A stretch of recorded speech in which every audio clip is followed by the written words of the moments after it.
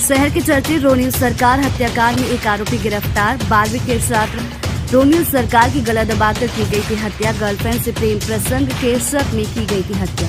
आरोप युवक ने सख्ती से पूछताछ के बाद कबूल की हत्या की वारदात। घटना को खोलने में शहर की पुलिस हो गई थी फेल। बंगलोर की साइबर क्राइम ब्रांच ने व्हाट्सएप चैट रिकवर करने के बाद खोल दिया घटना। देखिए, आप सभी जानते हैं 25 अक्टूबर को एक दुर्भाग्यपूर्ण घटना थाना चकेरी क्षेत्र में हुई थी, जिसमें वीरेंद्र स्वरूप स्कूल के 12वीं के छात्र रोनिल सरकार पुत्र संजय सरकार, इनकी डेड बॉडी मिली थी। वो घटना घटित होने के उपरांत जो भी अभियोग पंजीकृत हुआ था, उसके खुलासे के लिए पुलिस निरंतर प्रयास करती रही है। ये एक ऐसा केस था जिसमें कानपुर कमिश्नरेट की पुलिस ने एक चैलेंज के रूप में लिया था। हम सबका प्रयास था कि इस केस का खुलासा बिल्कुल सही होना चाहिए। इस केस को खुलने में काफ़ी समय लगा, लगभग 35 दिन इसमें समय लगा। रोनिल सरकार के माता पिता, विशेषकर उनके पिताजी श्री संजय सरकार जी का भी इसमें पूर्ण सहयोग था और उनके द्वारा हमारे जो प्रयास हो रहे थे उसमें हमसे कंधे से कंधा मिला के सहयोग दिया है।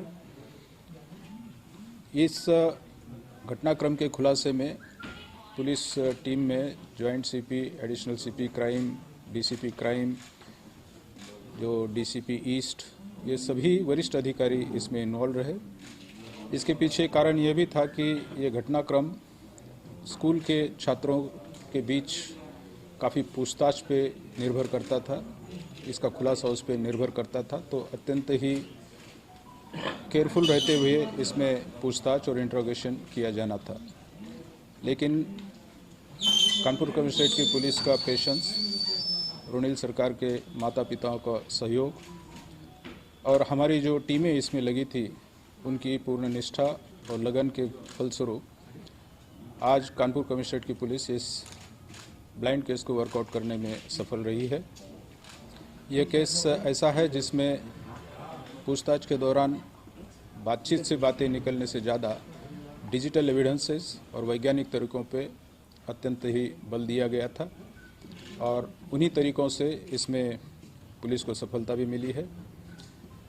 इस विवेचना में क्या क्या कदम उठाए, क्या क्या डिजिटल एविडेंसेस हैं, इसके बारे में अभी विस्तार से आपको मेरे साथी अधिकारियों द्वारा बताया जाएगा जिन्होंने इस केस पे कार्य किया है। इस केस में एक विकास नाम के लड़का है, वो भी उसका नाम प्रकाश में आया है। इसके खिलाफ पुख्ता डिजिटल एविडेंसेस हैं, उसका डिजिटल फुटप्रिंट भी है।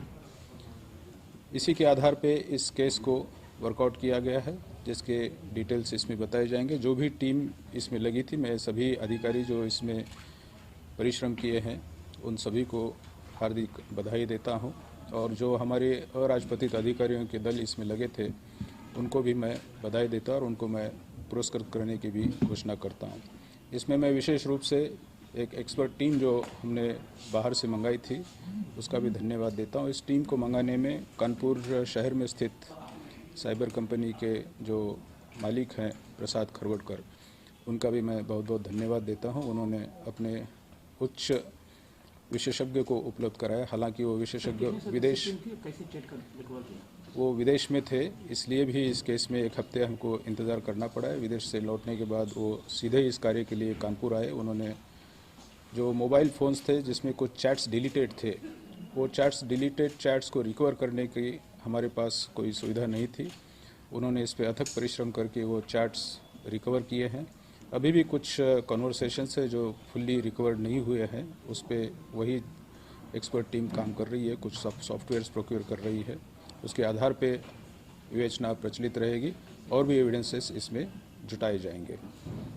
मूल कारण क्या है कि हत्या जो ये अभी आपको मोटिव, जो इस घटना के पीछे मोटिव था, घटनाक्रम था, जो अभी प्रकाश में आया है, उसका पास्ट कंडक्ट और घटना के दिन के आसपास का उसका कंडक्ट, इसके संबंध में जो भी एविडेंसेस हमारे पास हैं वो सभी आपको विस्तृत रूप से बताए जाएंगे।